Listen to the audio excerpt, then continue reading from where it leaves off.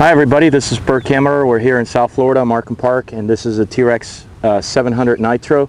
It's been converted to electric with the Ray Nemovi's electric conversion. 1915 1.5Y new motor, and this is a Kontronik Power Jazz speed controller, which is doing very, very well.